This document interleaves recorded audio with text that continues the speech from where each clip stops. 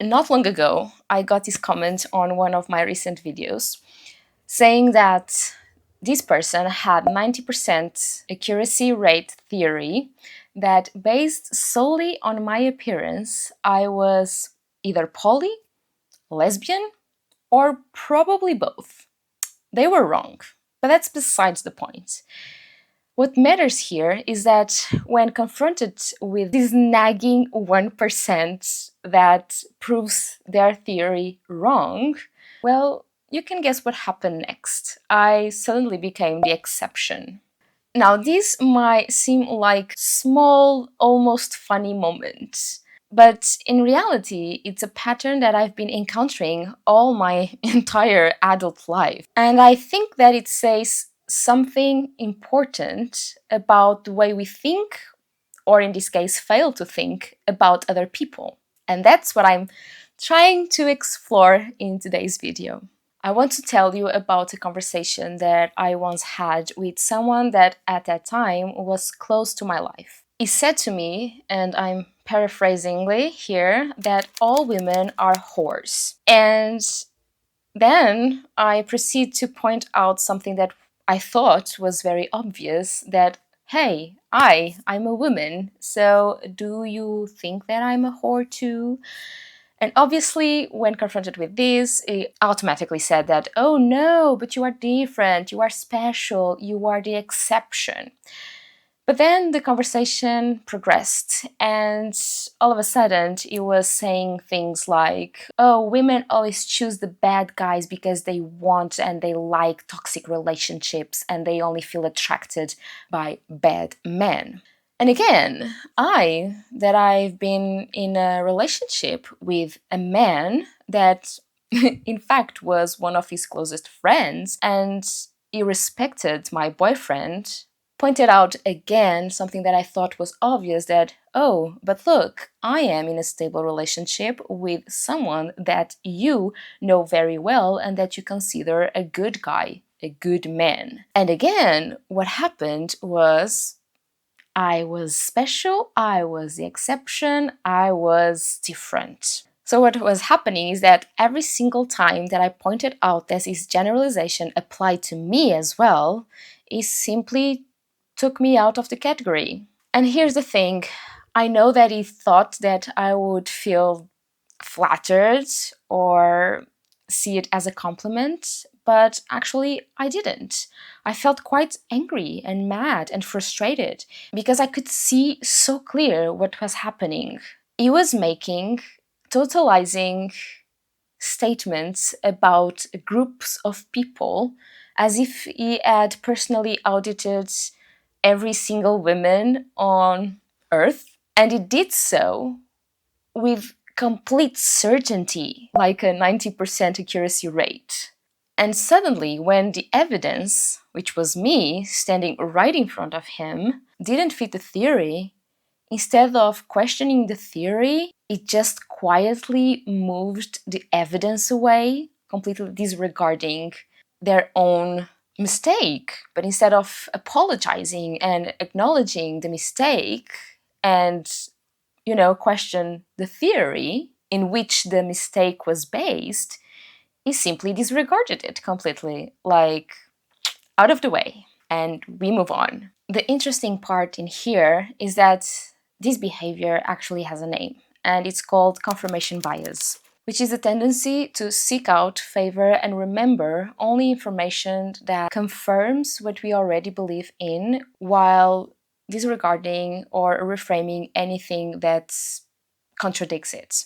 And the second part of this behavior of his is that when confronted with evidence that proved that his theory was wrong, he used a defensive mechanism called cognitive dissonance reduction, which translated means that instead of sitting with the discomfort of being wrong, he simply reclassified me to another category so that I became data that all of a sudden didn't count. What's also interesting is the shame underneath it. He clearly didn't want to be seen as a misogynistic, especially not by me, who was someone close to him. So, in a way, the exception label works in two fronts. It not only keeps the generalization intact, but it also protects his own self-image. In the end, it's not really about me. It's about him not having to reckon what his beliefs actually say about the women in his life. And I want to invite you for a little reflection here.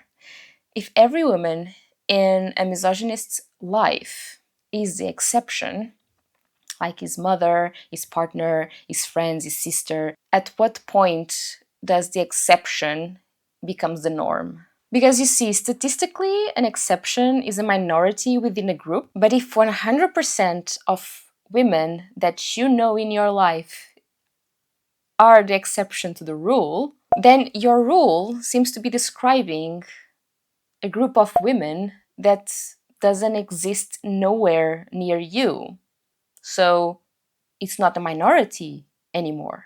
So in this case, being the exception is not a compliment. It's just a way of keeping your broken idea alive by quietly excluding every piece of information that might threaten it.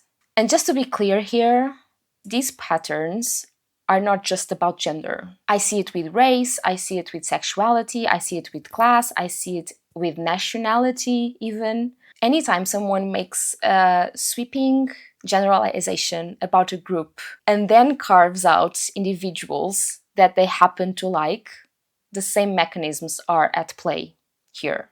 And I think it's worth asking this to yourself. Are there any specific groups of people that I might have sweeping beliefs about, but I also know specific individuals that belong to that group that I categorize as different because I happen to like them? Because if you do, I don't think it's the individuals that are different.